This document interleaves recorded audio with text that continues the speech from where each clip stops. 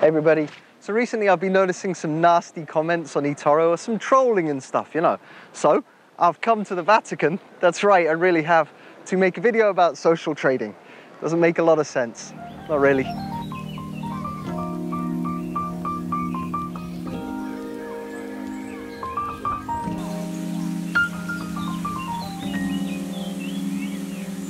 Okay, so firstly I'd like to apologize for my haircut.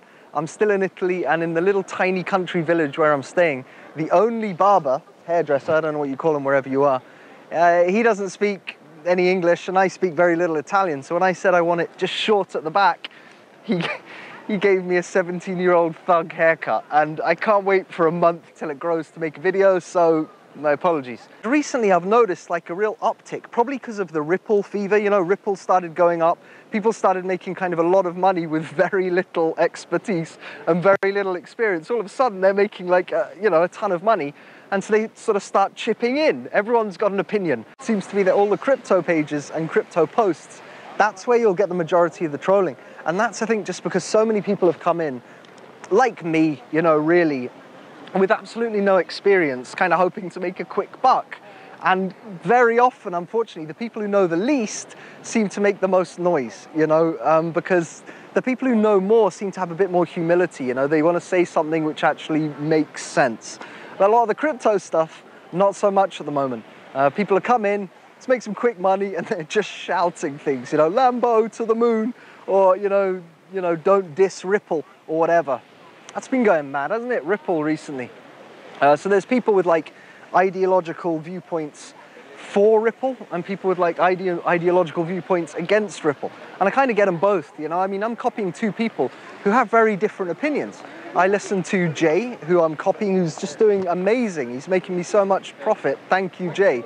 I listen to him not liking Ripple because of the principle behind it, you know, seeing it as being co-opted by banks. It's not very decentralized. A lot of people who are into cryptos are into cryptos not really to make quick money, although they love that. Everyone loves making money. But they're into it for the principle of decentralization and what they believe it can do for society. So when something like Ripple comes along and seems to be going up in value, and it seems to be in many ways opposed to that principle of decentralization, I think, correct me if I'm wrong, Jay, but people who do like decentralization, like the principle behind it, say, no, don't do that, you know, don't mess with our movement, basically. And so they won't invest in it, because on Etoro now, we're not buying CFDs, we're buying the actual real coins. So our purchases do make a difference to the market. So there's those people who ideologically don't like it. And then you get a lot of the people who are new to cryptos and are new to trading have come in and are sort of marking Jay's comments as spam and not letting him speak. And they're really insightful, useful, fundamental analysis comments. But he's getting trolled a bit, you know, and all this sort of nasty abuse on the wall from people who don't know anything. It's become a bit like a playground. I guess that's social trading.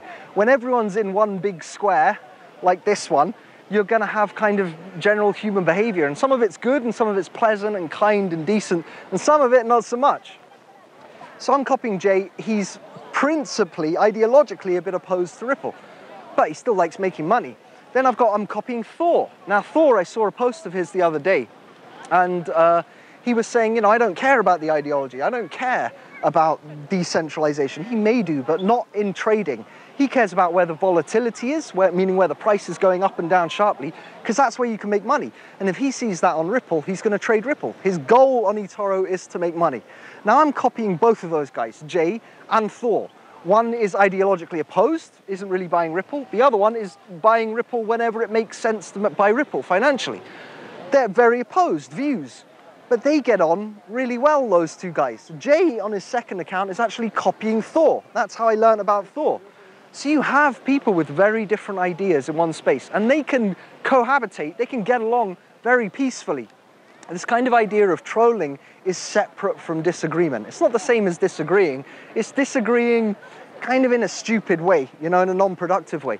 I think social trading has the feature of letting the market open for everyone. Everyone's in there, you can learn from other people's experience. That's what this channel is at the end of the day. It's me, I'm not a professional. This is not investment advice. Seek a professional advisor if you want investment advice. This is my experience on what I've found with copy trading and with social trading and with learning how to trade.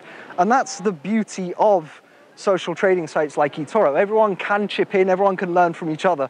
The drawback of that is that some people, you know, haven't yet developed kind of discussion abilities so well, and they're still doing that more social media stuff really than social trading stuff, of trolling and, you know, joining little cliques and joining groups, and we're the pro-Ripple boys and girls, or we're the anti-Ripple boys and girls, or we're pro-cryptos or anti or whatever, and they do it in not such a nice way. So I'm disregarding a lot of the stuff I see on the walls at the moment. I have since the beginning. I listen to quite a few people, or very few people. Hold on, it's too bright. There we go. I listen to very few people. It takes time for me to actually trust someone's opinion. Kind of has to be backed up by them being right, or them at least having reasons which sound well-founded, you know. The rest of it, I kind of just ignore it, is the truth.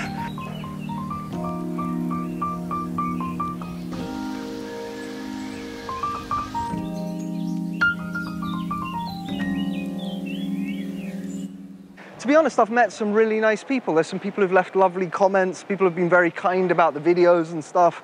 And there's people who've shown me resources, you know, Lala and other people, thank you. They've sort of pointed me at like good tutorials and good YouTube videos and things.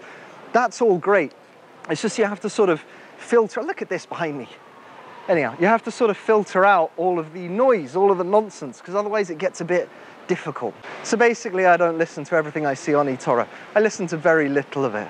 I think most of it is kind of like social media. It's people who've spent a lot of time on Facebook or on Instagram who are used to commenting and liking and clicking and wanting to belong and be heard. And now they're giving trading advice, a lot of them. And, you know, you've got to be quite smart in who you listen to and who you don't listen to.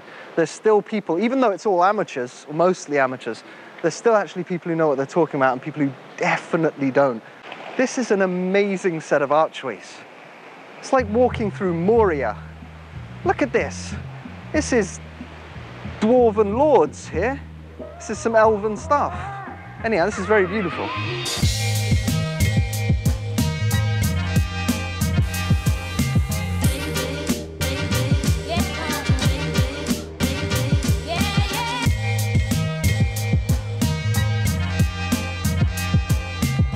So I'm going to drive back now. I've got to drive a few hundred kilometers back to Pietrelcina.